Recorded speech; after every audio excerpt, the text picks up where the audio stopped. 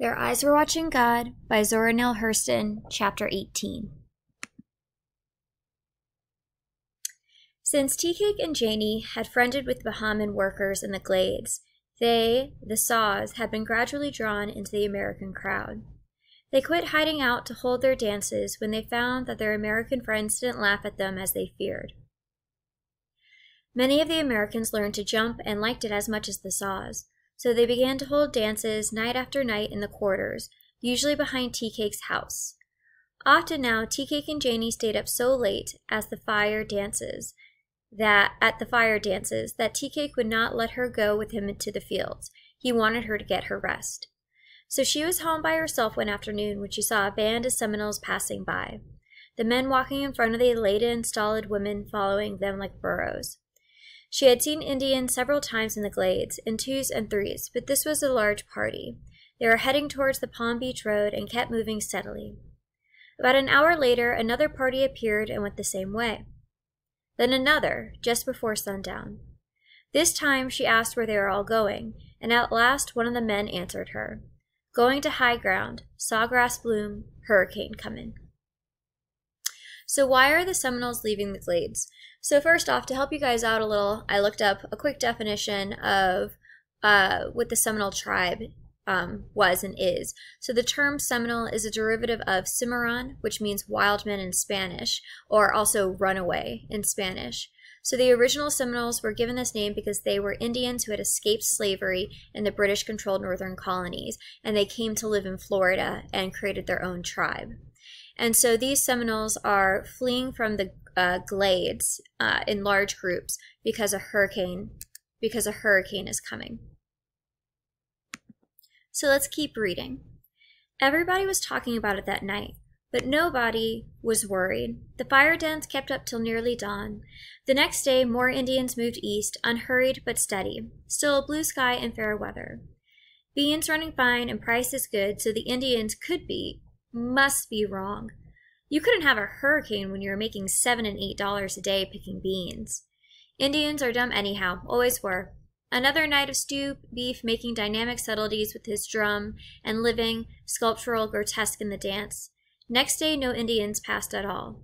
It was hot and sultry, and Janie left the field and went home. Morning came without motion. The winds, to the tiniest lisping baby breath, had left the earth. Even before the sun gave light, dead day was creeping from the bush to bush watching man. Some rabbits scurried through the quarters going east, some possums slunk by, and their route was definite.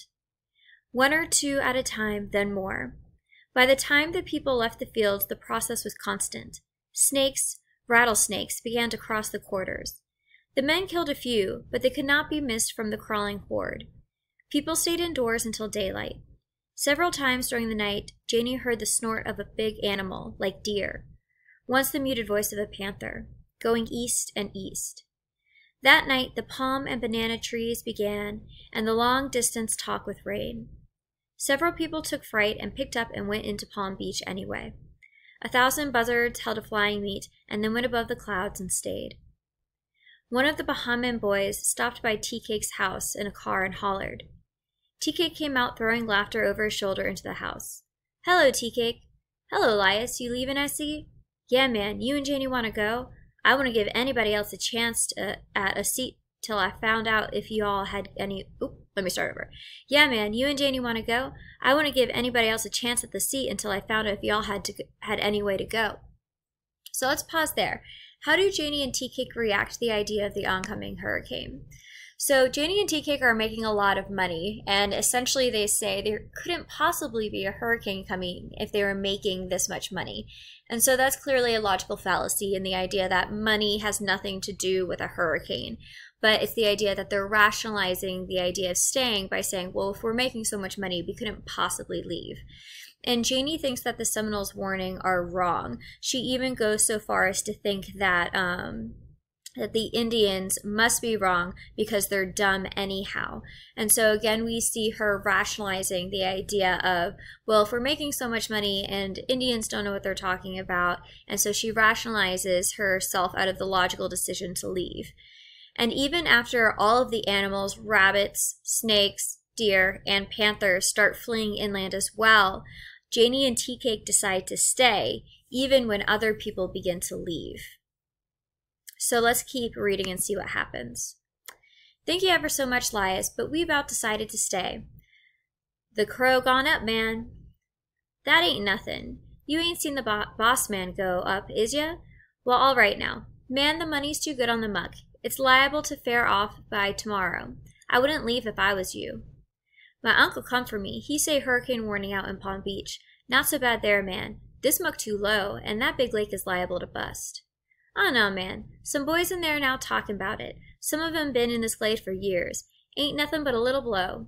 You'll lose a whole day tomorrow if you try to get back out here.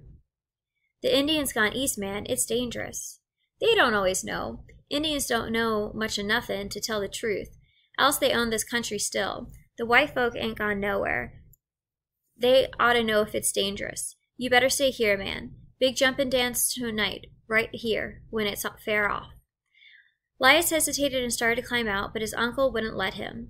This time tomorrow you're going to wish you followed Crow. He snorted and drove off. Lias waved back at them gaily. If I'd never seen you no more on earth, I'll meet you in Africa. Others hurried east like the Indians, and rabbits and snakes and coons, but the majority sat around and waiting for the sun to get friendly again. Several men collected at Tea Cake's house and sat around, stuffing courage into each other's ears. Janie baked a big pan of beans and something she called sweet biscuits, and they all managed to be happy enough.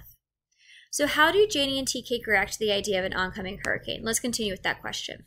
So Janie and Tea Cake decide they're going to stay. And when Lias comes and warns Janie and Tea Cake that they should go, Tea Cake says the following. Indians don't know much of nothing, else they'd own this country still.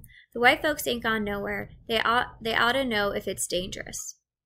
So what Tea Cake's saying here is a logical fallacy, and it's considered a red herring. So a red herring occurs when you shift to an irrelevant topic to distract from the original argument. So Lias is essentially arguing that Janie and Tea Cake need to go because there's a hurricane warning and that the lake is going to bust and flood the area. And Tea Cake and Lias also points out the fact that the Seminoles tribe has left. And Tea Cake argues that Indians don't know much, that the Seminole tribe, or the people from the Seminole tribe who are fleeing, don't know much, because if they did know things, that they would still have their land and that the white folk wouldn't have driven them out. And so those are not the same argument. So the fact that American Indians were driven from their land, that the Seminole tribe was driven from their land, has nothing to do with whether or not the Seminoles know more about the weather than Tea Cake's boss. And so it's the fact that Tea Cake is incorrectly using logic, saying, well, if this is true, then this must be true, when those two truths have nothing in common. And so Tea Cake's making a logical error here. And again, it goes into the same rationalization that Janie had about the money. They're trying to rationalize why they should stay, even though there's a lot of warnings that they should leave. Now, why are there so many people leaving the glades? It's because the glades are below sea level and it will flood during a hurricane. And also there's this big lake that could flood as well. And so it's the idea that it's a very dangerous place to stay during a hurricane. Now let's pick back up reading and see what happens. Most of the great flamethrowers were there, and naturally handling Big John the Conqueror and his works. So on this page, we're going to see how everybody's still having fun on the glades, even though there is an incoming hurricane. How he had done everything big on earth, then went up to the heaven without dying at all.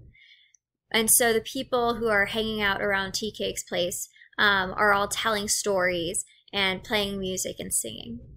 So they went up there picking a guitar and got all the angels doing the ring shout around and round the throne.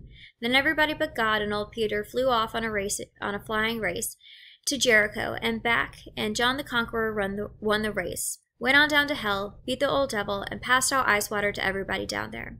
Somebody tried to say that it was a mouth organ harp that John was playing, but the rest of them would not hear that. Don't care how good nobody can play the harp. God would rather hear a guitar. That brought them back to Tea Cake. How come he couldn't hit that box of liquor too? Well, all right now, make us know it. When it got good to everybody, Muckboy woke up and began to chant with a rhythm, and everybody bore down on the last word of the line. Your mama don't wear no drawers. I seen her when she took 'em off. She soaked 'em in alcohol. She sold them to Santa Claus. He told her he 'twas against the law to wear them dirty drawers. Then McBoy went crazy, threw the feed, and danced himself and everybody else crazy. When he finished, he sat back down on the floor and went to sleep again. Then they got to playing Florida Flip and Coon Can. Then it was dice. Not for money. This was a show-off game. Everybody posing his fancy shots. As always, it boiled down to tea cake and motorboat. Tea cake with a shy grin and motorboat with his face like a little black cherubim, just from a church tower doing amazing things with anybody's dice. The others forgot the work and the weather watching them throw. It was an art. $1,000 to throw in Madison Square Garden wouldn't have gotten any more breathless suspense. It would have just been more people holding in. After a while, somebody looked out and said, "It ain't getting no fairer out there. Believe I'll get over to my shack." Motorboat and tea cake were still playing, so everybody left them at it. So in the rest of the page, I want for you to note the use of the personification and what is its purpose. Sometime that night, the wind came back. Everything in the world had a strong rattle, sharp and short like stew beef vibrating the drum head near the edge with his fingers. By morning, Gabrielle was playing the deep tones in the central of the drum. So Janie looked out of her door and saw the drifting mists gathered in the west, the cloud field of the sky, to arm themselves with thunders and march forth against the world. Louder and higher and lower and wider, the sound and motion spread, mounting, sinking, darkening. It woke up old Okeechobee, and the monster began to roll in his bed, began to roll and complain like a peevish world on a grumble. The folks in the quarters and the people in the big houses further around the shore heard the big lake and wondered. The people felt uncomfortable, but safe because there were the sea walls to chain the senseless monster in his bed. The folks let the people do the thinking. If the castles thought themselves secure, the cabins needn't worry. Their decision was already made, as always. Chink up your cracks, shiver in your wet beds, and wait on the mercy of the Lord. The bossman might have the thing stopped before morning anyway. It was so easy to be hopeful in the daytime, when you can see the things you wish on. But it was night. It stayed night. Night was striding across nothingness, with the whole round the world in its hand. So we see a lot of personification in these two paragraphs. A couple examples, because there's more than just this, but one of the examples are when the clouds arm themselves with thunders and march forth against the world. So it's the idea that the clouds are being likened to an army, making them seem strong and dangerous. And it also describes the Okeechobee, which is a lake, as a monster rolling in its bed. So the idea of a monster being awoken. And so remember, this is the lake that Elias said could flood the entire glade. And so we see that it's waking up. And again, it seems threatening. Just like we have this army, we also have a monster. Both things that could kill a lot of people. And so the reason why the people still lay in bed and feel safe is because there are sea walls holding the lake back, and they believe that that will protect them. But the use of this personification, its purpose is to show the helplessness of the people, where nature is much stronger than any person, and therefore it shows how just like the clouds could be an army and the lake could be a monster, they are far stronger than the people who are being protected by the seawalls. And we see this reiterated when it says, wait on the mercy of the Lord.